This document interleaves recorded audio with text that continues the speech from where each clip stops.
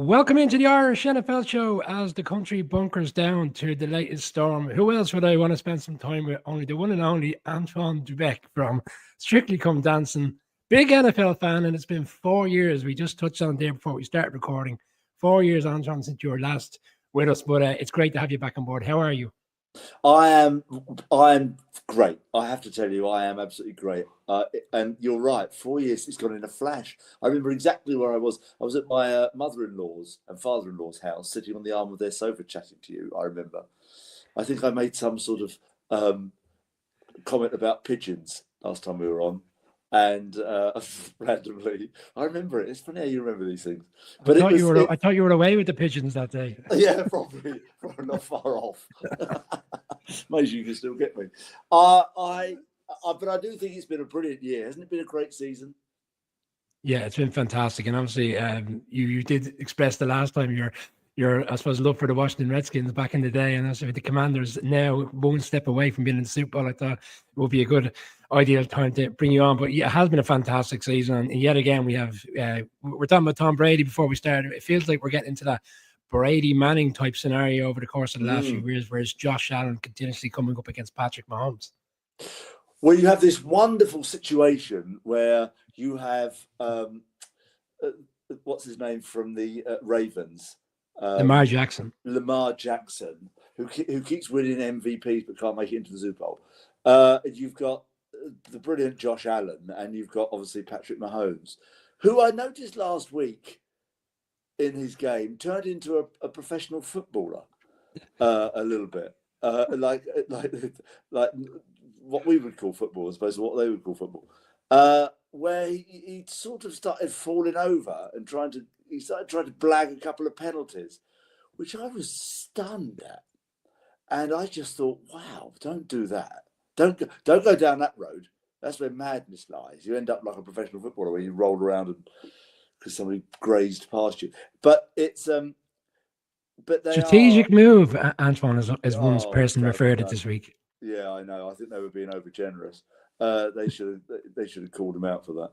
But it's a brilliant time to be a fan of NFL with those three together, because they are. I mean, Patrick Mahomes he's setting the bar really. He's stepped into that Tom Brady sort of. You can win despite the situation. Doesn't matter if do you know? Ironically, I was thinking about it last night. You've got the Washington Commanders now in the semi-final booth. I mean, they're one game away from the Super Bowl, and their head coach is Dan Ryan. Is that right? That's right, isn't it? Is it Dan Quinn. Dan Quinn. My apologies. It was Matt Ryan because he was in that situation. He was the Falcons head coach, of course, in that famous Super Bowl where Tom Brady came back from 96 points down with only 2 minutes to go and still managed to win by 12. But that's extraordinary that you'd be in that situation with this incredible team with Dan Quinn at the helm, who's such a great coach. And I was very impressed with Dan Quinn because he sort of stayed with the Falcons for a bit, and then it sort of they never reached those heights again. He sort of stepped into the background a bit as a coordinator, went upstairs, and now he's come back and did a magnificent job. And he's been called on to look after the Commanders, and he's got them to this position here with a rookie quarterback, which is amazing. Really, it's brilliant. But you've got the other three guys. You've got Patrick Mahomes there, who's sort of taken up the reins of being the number one guy from Tom, and then you've got these other two absolute superstars in Josh and Lamar Jackson, who. In any other era, it's a bit like the tennis, really. You know, in any other era, Andy Murray would have won 27 major championships. But you had to pick this era. But it's exactly that situation, really. You've got what could be three of the greatest quarterbacks of all time playing at exactly the same time, terribly, and in the same league. So they'll never meet in the Super Bowl. They're playing the same half of the draw in the AFC, which is. Isn't it fantastic in a way that the sport that we love each year provides a different storyline in terms of there's always a different team to come down. I suppose it's the way the NFL wanted. They want to be equally each season. Someone has a huge opportunity to kind of spring a surprise, come with a run. Not necessarily going to call out any particular teams over the last 3 or 4 years, but that's the great thing. Like we are seeing it if you're very Premiership orientated. Unfortunately, right now it's Manchester City for so long, and previously it was United, Liverpool, and Liverpool seem to be back. But the NFL is a really equal footing. Every year we have a different storyline and that's what makes it so exciting for fans when it comes to a new season, that everybody has that spring of optimism that they're going to see their team really do well. It doesn't necessarily always play out that way, but every year we see somebody very different coming. They may not make the Super Bowl, but still we always have a different storyline to talk about. Well, you're absolutely right, and that's the unique nature of the thing, where you don't have relegation or promotion. Yeah. It seems to me most sports think relegation and promotion and leagues, different divisions and different leagues make all the difference. Encourage competitiveness. I'm not a great believer of that. I think that the American football have got a great system where they go, okay, well, if you're the worst team, you get the first picks. So you try and build your squad through the the selection process. Yeah, the draft. Yeah, the next year the draft, so that you can sort of build your, as they would call it, roster, and sort of, rather than having to always. I mean, you've got to still spend money, but you haven't got to. You don't. I mean, it does seem to me in most sports the only way you can be successful is if you get some sort of owner who comes in and goes, "Okay, I'm going to spend 50 trillion quid and we'll build a team that way." Well, it doesn't. It's not. Then it doesn't always happen. So I like the way that the American football do it. That they do it. So sort of what I would call do it from within, and they allow the system to encourage you to do well. And of course, the season's only 16 games. I think 16 or 17 games. So every game counts, as Jason Bell once said to me when he was on Strictly Come Dancing years ago. Every game counts. So you can suddenly you can blink and suddenly you're 4 games into the season and you go, crikey, we haven't won a game yet.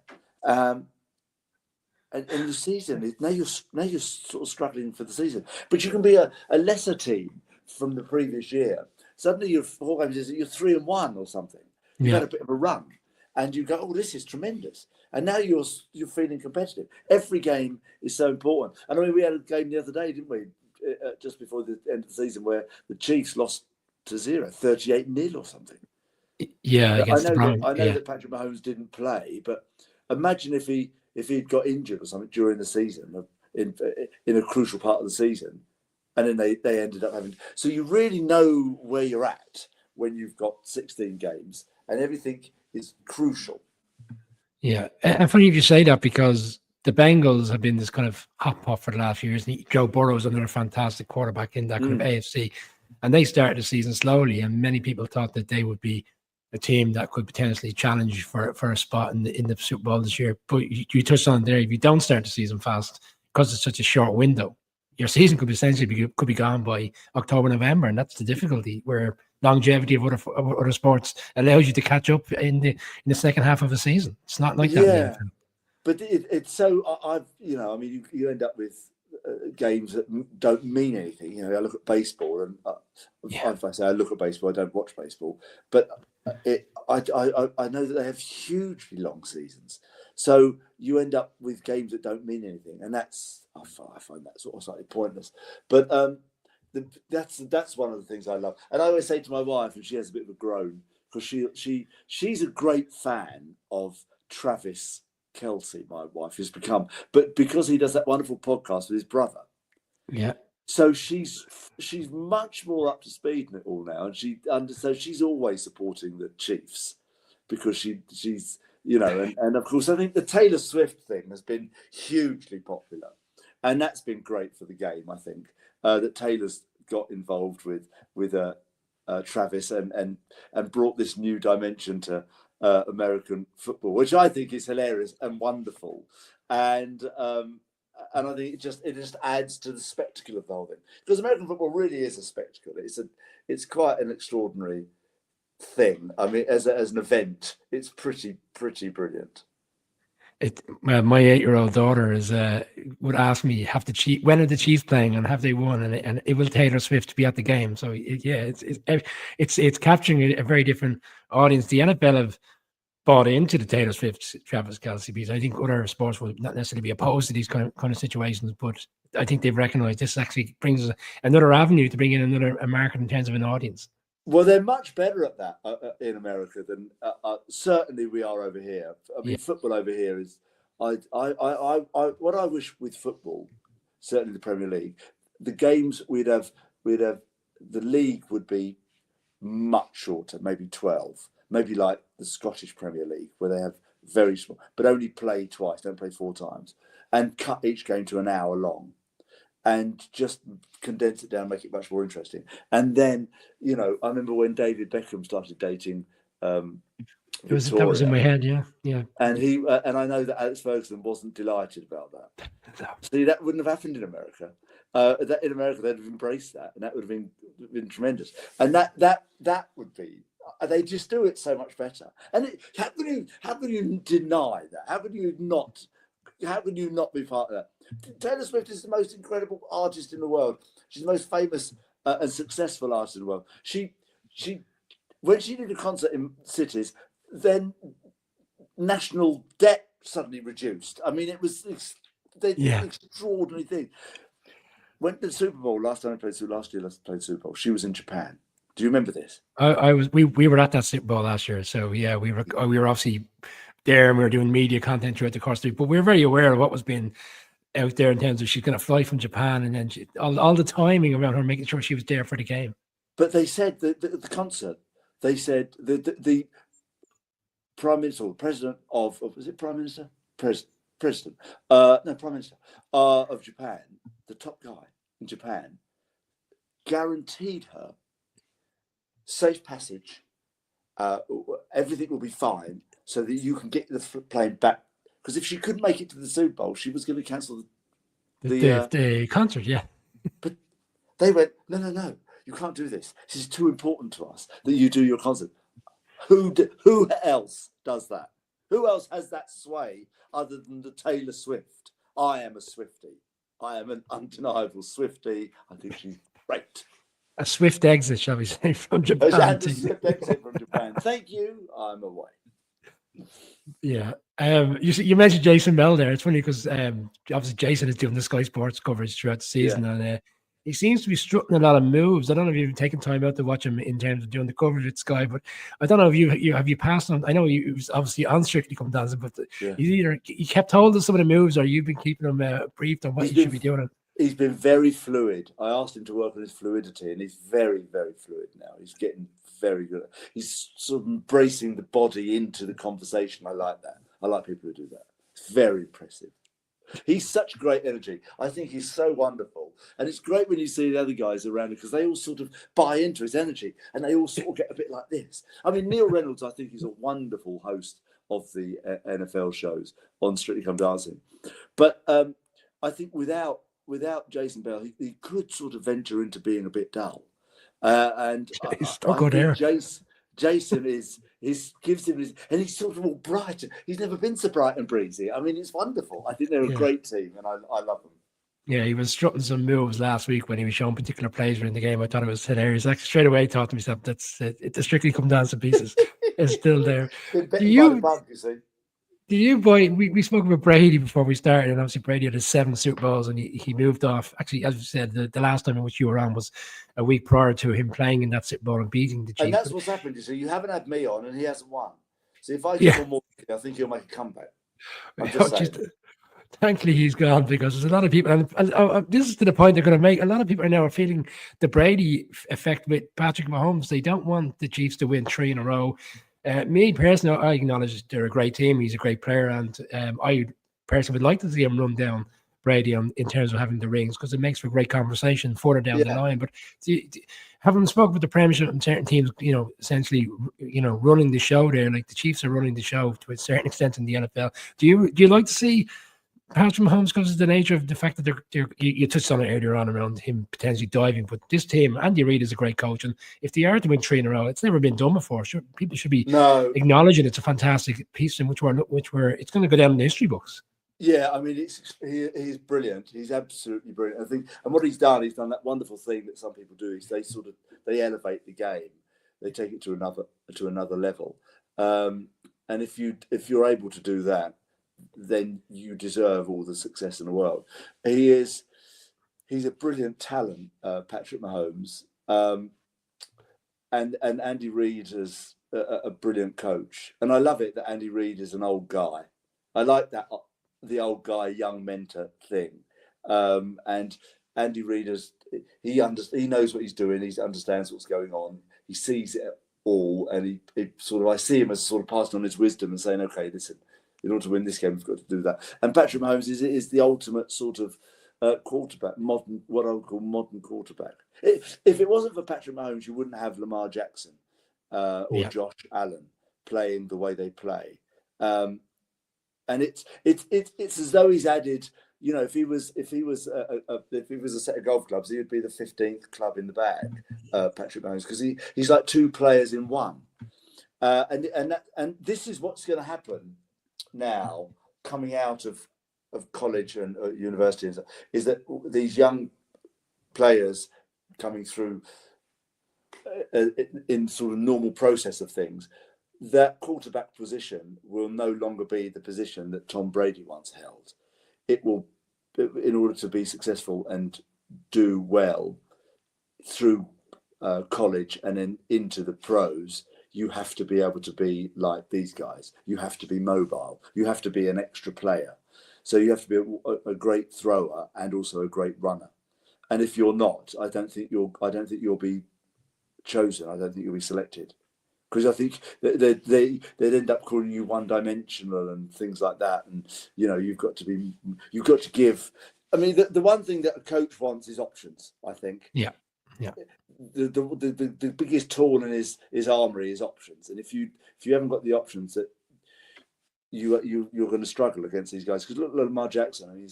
I think he's extraordinary. He's like Georgie Best. He's absolutely extraordinary. He can do anything, brilliant, as well as anybody else. I mean, that's an extra player on the pitch, isn't it, really? Yeah, well, the game has moved on from where we were in the late 80s watching the game on Channel 4. Quarterback stands in the pocket and throws the ball. Now it's about, he's essentially a running back as much as a quarterback. And also the tackling. Yeah, sorry, I interrupted you, but the tackling rules have changed as well, haven't they? So, I mean, I watched some stuff come up on my phone the other day of how the headline was when guys were allowed to tackle. Christ almighty. It was GBH. It was licensed, legal GBH, really. Yes. Absolutely just. So every collision was like a car crash. Now you can't do that. You have to tackle in a different way. But man alive. I mean, people's careers were like about 25 minutes, about 15 years. There was coverage the other day on one of the NFL footage of Lawrence Taylor, former Giants player, the brutality. And I'm going to go out there. Yeah. His quote was, "I'm going out here like a crazed dog," and he was out there, and he's, oh my God, it was brutal. I mean, absolutely extraordinary. I'm amazed that people just get stretched off every 5 minutes. It was so. Of course, things change around the game, and then of course, when things change, other sort of options come available. But on that quarterback situation, unless you can do those things, I don't think you get a game anymore. I just want to close out with the NFL in general, because what we've seen over the course of the last, obviously, we watched the 80s and we grew up to a certain extent watching it, and then obviously Sky Sports really got a hold of it and it took off from there. But the NFL, and you touched on the NFL and American sports do things very differently in a much better way, arguably, to what we do this side of the world. But we've got 3 games in London every season. They had Munich, Frankfurt. Now it's going to be Berlin next season. They announced Madrid last week, they announced that the Dolphins are going to host a game in Madrid next season. And the speculation, and it's very likely at some stage there'll be an announcement that there's going to be a game played in Dublin, in Ireland, in the not too distant future as well.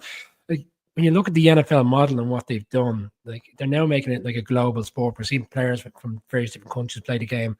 They don't necessarily have to go through the college program to make it to be a professional. Yeah. It's night and day compared to where we were back in the day watching the game, in terms of how big and how the interest of the game now.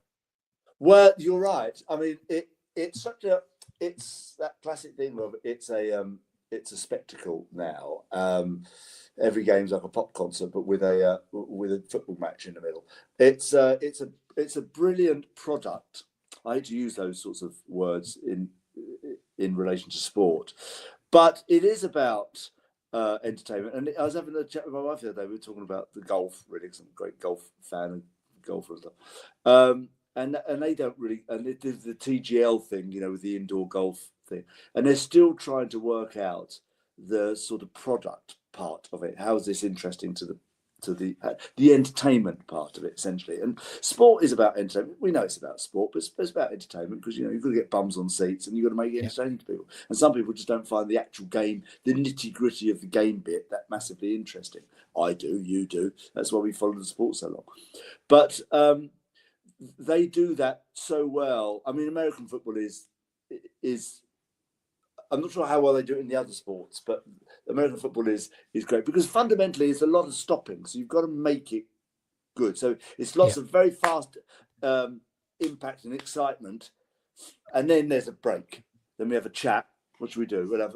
Let's do that. All right, I'll do that. But you don't forget to run over there. No, I won't forget to run over. The big guy over there keeps getting in the way there. We'll try and miss him. All right, do that. Okay. All right, here we go. Ready? And go. Wham. Bam, thank you. Okay, come back and let's have a chat about that again. That didn't go so well, did it? No, it was a bleeding disaster, actually.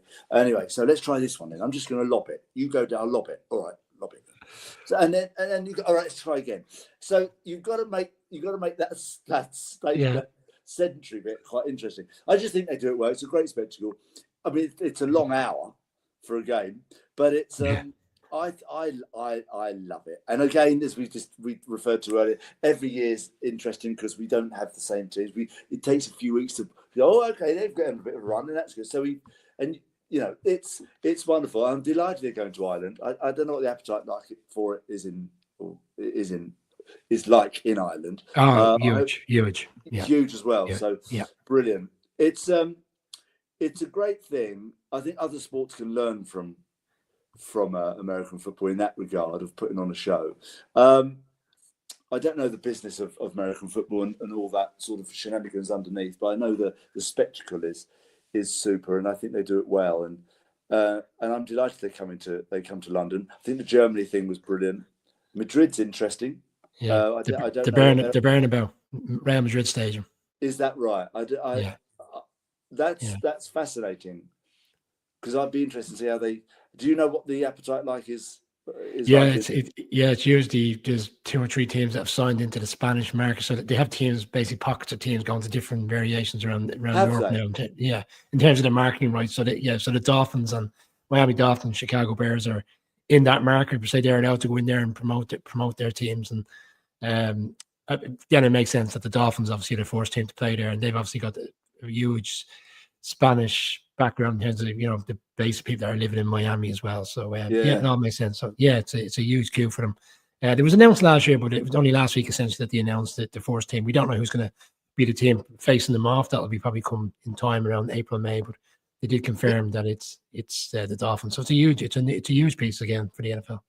It'll be interesting to see if they actually have a team. For example, the London Monarchs, they are for people who are absolute sort of back in the day. Actually have a UK based team as part of the league.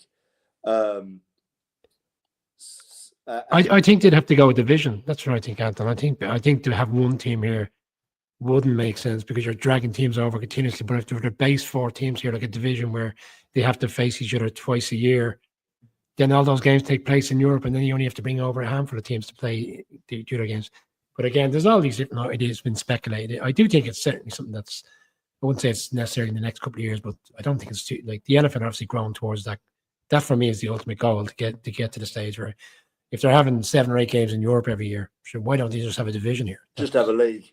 Why don't they just have the old, sort of restart up the Monarchs and the Berlin Fire and the Frankfurt whatever Galaxy, Galaxy, and have those teams as part of the NFL, because they're all American players anyway. I'll tell you what I do hope. I do hope Reece Zammit, the Welsh boy, gets going. He was on the brink, I think, last year, and didn't. Yeah, we spoke to him. We have one of our team is based. He's from Dublin originally. He lives in Florida, so he was media accredited. So he was playing for the Chiefs for against Jacksonville in a preseason game, and we had our guy there, and he interviewed him, and then ironically he was released by the Chiefs, and the Jacksonville Jaguars signed him, so he's with the Jags. He got into the practice squad, didn't he, for the Jags, but didn't get into the main squad. I hope he does okay. I hope he sticks at it, and I hope they pick him, and I hope they give him a start, because I think it's a lovely story. I think it'd be great for him. I'm a great admirer of his choice to do that. I think that's tremendous. Takes a lot of guts to do that, and I'd hate for him to come back to rugby. And I don't mean it like this. I don't want him to feel like he didn't achieve his. I don't want him to feel like he failed in any way by not quite achieving because it's a massive ask.